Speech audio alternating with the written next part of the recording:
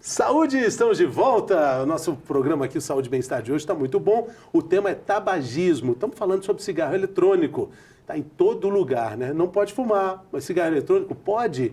No primeiro bloco a gente falou muito sobre isso com a doutora Marta Gouveia, que é pneumologista, e ela alertou sobre o quanto é devastador fumar qualquer coisa, narguilé, cigarro de palha, cachimbo, charuto. E aí nesse bloco a gente continua o assunto falando sobre tabagismo, mas agora com um outro viés, Dr. Ricardo Negri, né? Ele é cardiologista e a gente vai falar mais sobre o cigarro eletrônico. Lembrando que a venda do cigarro eletrônico é proibida no Brasil e virou febre entre jovens, adultos também. De inofensivo ele não tem nada, né, doutor? Seja bem-vindo. Muito obrigado pelo convite, muito agradecido. Realmente não tem. O cigarro eletrônico, ele trouxe de volta aquele glamour antigo dos cigarros convencionais, né? Isso é muito ruim, justamente um apelo da indústria para alcançar essa população-alvo, principalmente das pessoas mais jovens, né? Até na infância, realmente, tem que tomar muito cuidado, e dos adolescentes. Está tendo um vício cada vez maior, porque as doses de nicotina são bem mais altas do que no cigarro convencional. Doutor, e é impressionante como a arma da indústria eletrônica age em praticamente todos os nossos sentidos. A visão, por exemplo, porque é bonito, ele é agradável, é um produto assim, é um objeto de consumo, ele é legal, ele aparece nas baladas, acompanhado de muita coisa acompanhada glamour, ali. Né? Glamour, exatamente, isso, a palavra é essa. Requinte, glamour, permissividade. É legal, permissividade, exatamente. Né? Tem que tomar muito cuidado, porque assim, é uma tendência, e eu acredito que seja uma porta de entrada, sim, para outros vícios, e já tem algumas meta-análises publicadas, mesmo científicas na literatura, muito interessantes, no decorrer de 2017 até no ano passado, muitas publicações sobre cigarro eletrônico. A última meta-análise mostrou que quem fuma cigarro eletrônico abre-se em portas para consumo ou do tabagismo convencional, do cigarro industrializado convencional ou até mesmo de outras drogas, né? Justamente pelas altíssimas doses de nicotina presentes nesses dispositivos, né?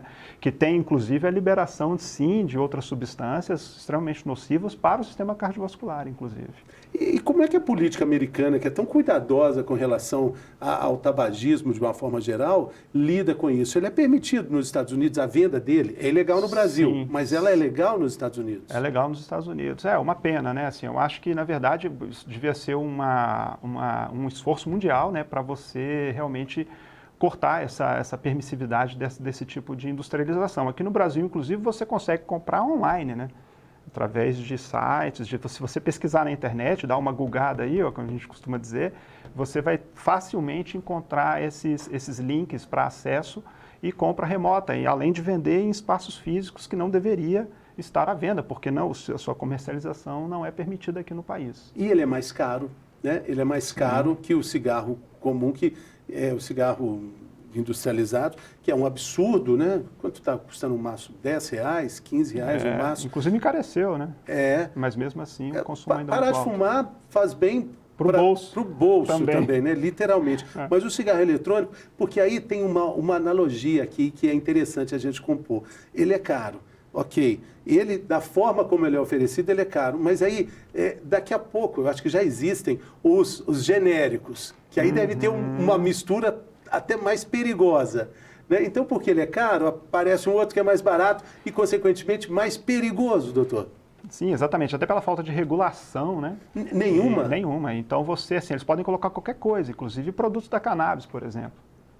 Tudo é permitido, entendeu? Não deveria.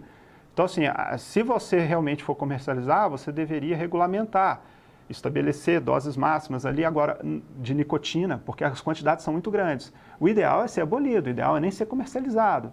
Mas a gente sabe que o mercado negro existe e vai continuar sendo oferecido para a população. Se tem consumo, é igual droga. Se tem quem compre, tem quem consuma, vai ter quem venda. Como é que ele funciona? Ele tem uma fumaça branca que não tem cheiro nenhum? No primeiro bloco eu até falei de forma assim, muito abrupta, eu falei com a doutora, que eu falei que dá para fumar no avião. Na verdade, eu não sei. Dá para fumar um cigarro eletrônico no avião? Não, porque a fumaça, se você vê, sim, você consegue ver, só não tem cheiro. Né? Algumas delas, inclusive, tem. Eles colocam algumas essências. Morango, baunilha. Manga, mentol, Tem até creme brulee. Creme brulee. Então assim, eles inventam de tudo para poder justamente conseguir que esse público seja fiel, se fidelize a esse tipo de hábito. Esse cheiro do cigarro eletrônico, ele fica impregnado na roupa também, como a nicotina Também. fica? Então, ele tem essa coisa desagradável? Sim, ele tem. A quantidade de nicotina, por exemplo, pode ir de 1 maço a 5 maços, dependendo do tamanho do dispositivo e da quantidade de nicotina inserida nele. Tá, mas na roupa, igual antes ficava na balada? Sim, impregna, porque tem fumaça também, isso pode impregnar, porque determinado tempo que você esteja fumando, dependendo se você tornar um fumante ativo por muito tempo desse tipo de dispositivo, depois vai impregnar na sua pele, então você passa a exalar o cheiro também da nicotina. O fumante do cigarro, né, ele é quase um cara excluído do bolinho social, né? Não dá para fumar cigarro na mesa do boteco, não dá para fumar cigarro em casa, dependendo da sua família. Quem tem filho pequeno não deveria fumar em casa, nem mesmo na varanda, né?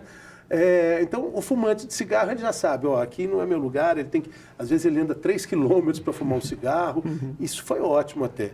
O cigarro eletrônico não, né? Não, cigarro eletrônico não, inclusive nas baladas, né, nos eventos, nas baladas, próprios restaurantes, como você bem colocou, você vê as pessoas consumindo, né? É proibido. Dá para fumar um cigarro, eu sei que, mas dá para fumar um cigarro eletrônico numa churrascaria, por exemplo, na mesa? Não dá, mas fazem. Né? Talvez pelo cheiro não incomodar, acaba sendo permitido, mas faz tão mal quanto, inclusive, o próprio tabagismo passivo.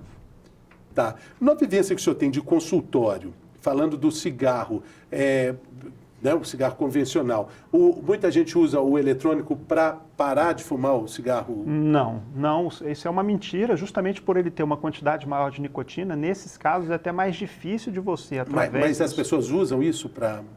Usam, mas é uma falácia, né? Isso não é um mecanismo de interrupção do ato tabágico. Como eu te falei, dependendo se ele fumar um dispositivo daquele, ele pode estar fumando um maço por dia. E também fala-se muito da explosão, do risco de explosão do cigarro eletrônico. Sim, demais, demais. Tem metais ali dentro e ele é aquecido, é vaporizado, esse vapor pode ocorrer de fato, né? E, inclusive outros tipos de acidentes, né? Fora os metais para dentro do pulmão. Tá. Mas acidentes, assim, tem relatos de acidentes com cigarro eletrônico? Tem relatos, sim, de incêndio, sim. E aí pode pegar fogo mesmo, né? Explode o cigarro eletrônico, então pode explodir, que a gente está dizendo que é caro, custa muito caro. Se custa caro, você vai comprar um mais barato, o mecanismo dele deve ser complicado, né? Sim, exatamente. Aí é menos confiável ainda, né? Eu não acho que dá para dizer que esse tipo de produto é confiável, até porque ele é proibido aqui no nosso país. Não dá para a gente levar isso em consideração. E com relação à poluição do meio ambiente? Você disse que tem cheiro de patchouli, cheiro de manga, creme brulee... Exatamente. Eu não curto nenhum tipo de cheiro artificial nesse sentido, né? Assim, na verdade, independente quando você queima qualquer produto, você gera outras substâncias que são tóxicas, que podem ser inaladas não só por você, mesmo depois que você exala essa fumaça, como por outras pessoas no seu entorno. É o famoso tabagismo passivo. É um fator poluidor, sim, e extremamente tóxico para o seu sistema respiratório e cardiovascular. Então, isso tem a ver com quem está perto. Com quem está perto, sim, claro. Assim como no cigarro convencional.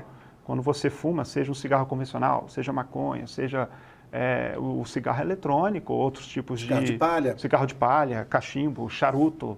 Você é a mesma fumaça que você exala, se outras pessoas ali inalam essa fumaça, ela vai sim acometer, vai inflamar não só a via aérea, como também o sistema cardiovascular, provocar disfunção endotelial, acelerar o processo de aterosclerose, aumentando o risco de eventos cardiovasculares. E pensar que eu sou de um tempo assim, que eu já fumei no avião, você ia para o fundo do avião para fumar. Podia, né? As últimas 4 fileiras eram fileiras sala de aula, de fumantes. Faculdade. Já fumei também sala de aula. Tinha cinzeiro. Nas federais você tinha cinzeiro lá, assim que o pessoal botava a guimba de cigarro. O professor dava aula fumando. Era permitido dar aula fumando. Muitos professores faziam isso. Agora, será que isso vai acontecer também agora com o cigarro eletrônico, já que não existe ainda legislação nem para a venda do cigarro eletrônico aqui no Brasil? Por isso também acaba sendo difícil proibir, né, o consumo. Eu acho que a gente tem que disseminar que também provoca malefício. Eu acho que o principal ponto é esse. Assim como o cigarro comum tem a propaganda, atrás do maço você vê uma pessoa com câncer, uma pessoa entubada, uma pessoa tracostomizada, uma pessoa que infartou, você acha que tem que ter esse mesmo tipo de propaganda para esse tipo de produto. Mostrar para as pessoas que ele não é só glamour, que ele faz mal. Pode trazer malefício à saúde, inclusive num processo muito mais acelerado. Olha só, uma coisa interessante. Depois que a gente nasce, nós já começamos a formar o processo de aterosclerose. A partir de 20 anos de idade, ele é acelerado. Eu não estou dizendo que a pessoa vai infartar aos 20, pode acontecer, mas com esses dispositivos, esse processo é acelerado. Esse processo de disfunção endotelial, de formação de placa de gordura nos vasos, ele é acelerado e o risco de você ter um evento cardiovascular mais precoce por conta desse estímulo é muito maior. Mas assim, a gente está falando, poxa, é preciso dizer que o cigarro eletrônico faz mal, é preciso alertar. Bom, está super claro que o cigarro convencional, ele faz mal, o industrializado, o cigarro de palha faz mal. O cigarro de palha, a gente falou no primeiro bloco, ele tem 5 vezes mais nicotina, um cigarro de palha, do que o cigarro industrializado. Mas isso, então, o fumante sabe. Não tem nenhum fumante que fuma achando que o cigarro está fazendo bem. Com o cigarro eletrônico, vamos falar na real, será que a pessoa não sabe que é nicotina do mesmo jeito? É propaganda, eu acho, né? É mais propaganda mesmo, e boca a boca, as pessoas falando, se tem menos nicotina ou não tem nicotina, ou é só vapor d'água, como você bem disse no bloco anterior. Isso é um problema, porque aí elas acham que é totalmente inofensivo. No consultório do senhor, quando o senhor fala isso, vivência clínica que o senhor tem, o senhor é do Hospital Vila da Serra? Isso, exatamente. Como é que isso se aplica ali? O paciente, realmente, ele não sabe, doutor? Assim, o vício é um problema, né? Porque na hora que a gente tem o vício, como você bem disse, não só comportamental, físico, que aí entra aí a dependência química, e o psicológico, o psíquico, ele é muito forte. Então, esses pacientes, eles têm diversas fases no tabagismo, na dependência, em qualquer tipo de dependência, mas vamos falar da dependência tabágica agora, de negação. Assim como você pode negar alguma doença, por exemplo, câncer, nós lá no grupo Oncoclínicas, no Hospital Vila da Serra, a gente tem um perfil de pacientes oncológicos desde a infância até as mais extremas idades. Então, a gente pega esses pacientes que negam a doença. Com o tabagismo é da mesma forma. Eles negam que o cigarro faz mal, mesmo o cigarro convencional. Né? E como é uma novidade, a questão do cigarro eletrônico está cada vez mais se difundindo, principalmente nas baladas, e pouca gente se incomoda porque ele não gera aquele odor tão característico do cigarro convencional, eles negam que aquilo ali faz mal para a própria saúde. Né? E na contemplação, no processo de cessação do tabagismo, a gente tem que inserir sim essa fase de contemplação do querer parar de fumar. Algum comentário aqui em relação assim, à questão do desejo para ter sucesso na cessação do tabagismo é extremamente prioritário. Alguns conseguem parar sozinho. A chance de recorrência, de recidiva é maior? Sim. Mas se ele não quiser parar de fumar, você pode usar N terapias. Que se ele não tiver nessa fase da aceitação, ele não vai conseguir. Exatamente. O processo é o mesmo quando o cigarro é eletrônico? O processo é o mesmo. É o mesmo tipo de processo, você pode usar N terapias, como a doutora Marta me colocou muito bem, tem várias possibilidades de tratamento, tem inclusive alguns antidepressivos que podem ser utilizados para isso, como a bupropiona. Então tem alguns medicamentos que psiquiatras gostam muito de usar para esse tipo de dependência, quando tem nos seus consultórios pacientes que querem parar de fumar, que já estão no estágio mais avançado dessa aceitação de cessação do tabagismo, e aí você pode usar diversas drogas para contribuir para ele interromper o ato tabágico. E como é que o senhor consegue dissociar, né, nesse argumento do paciente, às vezes muito bem fundamentado, um paciente esclarecido, explicando que toda a vida, a rotina social dele, toda a composição de existência dele está baseado ali no momento que ele vai fumar o cigarro? Sim, assim, o que a gente tenta mostrar para ele é que a ideia dele parar de fumar, dele substituir esse ato tabágico por outros atos, por práticas mais saudáveis de vida, é tentar ir tirando aos poucos a dependência que ele tem dopaminérgica, da noradrenalina, de outras substâncias, de outros neurotransmissores com outros tipos de atividade. Então, a atividade física, uma alimentação mais adequada, mais balanceada, com incremento de verduras, frutas, legumes, rica em proteína, ele pode sim contribuir para esses pacientes reduzirem essa sensação, esse desejo, essa crise de abstinência que ocorre principalmente no início da cessação do tabagismo, naqueles primeiros meses, primeiras semanas e primeiros meses de tratamento. Ele consegue sim, com o tempo, ir mudando alguns gatilhos que ele tem, né, aquela necessidade ávida ali de fumar um primeiro cigarro. Né? E aí a gente pode tentar linkar, porque cada indivíduo tem uma peculiaridade. Tem alguns, por exemplo, que gostam de fumar bebendo, né? Ou fumar comendo uns aperitivos mais gordurosos. São coisas, parecem que simples, mas a gente precisa entender que o nosso sistema também gastrointestinal, ele tem uma ligação muito forte com o cérebro também. Né? Então, esses atos, se a gente não mudar o hábito de vida, num contexto mais amplo do paciente, dificilmente ele vai ter sucesso em parar de fumar, ou até mesmo ele vai aumentar muito a chance dele voltar a fazer uso do cigarro, seja ele qual for. Principalmente quando algumas questões muito importantes estão ligadas a isso, como, por exemplo, o cigarro me acalma. Exatamente, isso é uma mentira, né? Porque logo depois que você fuma, por conta dessas substâncias, inclusive a noradrenalina, que não foi dita aqui, ela é extremamente deletéria para o sistema cardiovascular. Logo depois do ato tabágico, a sua pressão se eleva, os seus batimentos sobem. Não acalmou nada. Não acalma nada, pelo contrário, é uma sensação fake, muito baseada na questão da dopamina mesmo, né? Assim, é lógico que ela é química também, mas ela não é verdadeira. O seu organismo, ele sente os efeitos deletérios exatamente logo após a fumar o primeiro cigarro. Né? E aí você pode, inclusive nesse momento, como você aumenta a viscosidade do sangue, provocar sim uma instabilização de uma placa, né? Um evento cardiovascular em si, no próprio ato tabágico. Né? Isso é muito comum. E nessa composição da nicotina tem o efeito do quente que está entrando ali. Isso é tão deletério quanto a própria nicotina? A combustão que acontece nas nossas vias respiratórias? Sim, os gases ali, aqueles produtos também são extremamente tóxicos, né? Vocês têm vários gases, não só monóxido de carbono, você tem outras substâncias ali também, que são extremamente prejudiciais para o organismo, não só a nível de árvore respiratória, de pulmões, mas também para o sistema cardiovascular, né? São extremamente deletérios. O senhor falou aí do intestino ligado com o nosso, né, segundo cérebro. Aí a gente falou um pouco também sobre isso no primeiro bloco, a questão do funcionamento do intestino quando fumo cigarro. Fala, não, sem cigarro não consigo ir para o banheiro. É uma mentira, né? Não também é outra mentira. É mito, né?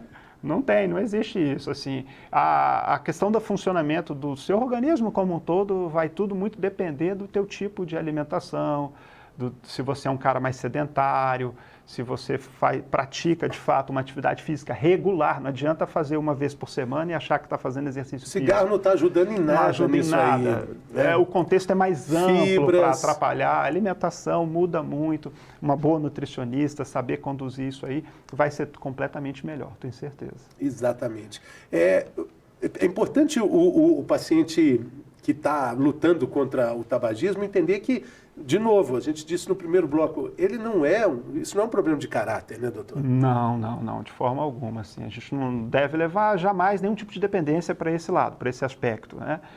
A questão é a dependência química mesmo, física, às vezes até social, no entorno, né, dessa pessoa, desse indivíduo, para qualquer tipo de dependência. Isso é muito importante, causa um impacto muito grande, o aspecto ambiental, social, de onde ele vive, com quem ele convive, o entorno, as pessoas, se elas também têm esse hábito, e isso é extremamente relevante. E aí não tem nada a ver com o caráter mesmo, né? E precisa de tratamento. E geralmente para parar, lógico que é muito mais fácil se for com ajuda. Esses dias eu recebi um paciente no consultório, que uma dependência um pouco mais grave, mas já numa fase de contemplação, assim, de cessação de tabagismo muito forte, um desejo muito grande em parar de fumar. E a gente estava usando adesivos de nicotina, e o adesivo é interessante. Você fala assim, mas se você usa nicotina, você não está... Não, sim, como é que você faz? Você dá doses altas no início, depois você vai descalonando para, no decorrer do tratamento, ele ir diminuindo essas doses que ele necessita de nicotina para não fumar. Com isso, você vai diminuindo até você não precisar mais de usar os adesivos. E quando você sente aquela vontade súbita de fumar, você pode usar a goma que pode te ajudar e aquele remédio oral que a gente pode dar, que tem algumas medicações que você pode fazer, que pode estar ali complementando o tratamento para aumentar o sucesso de você parar de fumar, a chance de você parar de fumar. E tem a questão tátil também, né? Porque Sim. tem a nicotina ali, a dependência que é física, mas tem a questão do gestual também, né, doutor? E a própria fumaça, né? O que você falou do comportamental, do glamour, de estar ali achando que aquilo ali é uma forma dele conviver melhor com as pessoas. Consigo mesmo? Consigo mesmo. Ou ali naquele momento ele vai conseguir pensar, vai conseguir escrever. Boas ideias. Vai ter boas ideias, exatamente. Vai conseguir desenvolver uma conversa com alguma outra pessoa. Não é uma verdade, né? A gente tem outras formas de fazer isso. Fizemos uma versão adaptada aqui do Mito e Verdade. Eu acho que foi muito, muito bacana. Tudo isso que você pensa para justificar o ato de fumar, o doutor disse aqui maravilhosamente bem. É mentira, né, doutor? É mentira. Doutor, muito obrigado. Volte sempre. Acho que é o assunto que a gente tem que falar. Acho que quando tiver uma regularização, tudo isso com relação ao cigarro eletrônico estiver mais claro, a gente volta a falar sobre esse assunto para, de novo, ter mais comunicação sobre isso, que tem tanta coisa envolvida e, como o senhor disse, é mentira. Valeu, doutor. Muito obrigado, viu? Muito obrigado. Nosso Saúde e Bem-Estar vai ficando por aqui. Acompanhe a nossa programação também pelo YouTube e pode interagir conosco pelas redes sociais, que a gente adora. Mande a sua sugestão que a gente vai te responder por lá também, tá bom? Até o próximo Saúde e Bem-Estar. Saúde!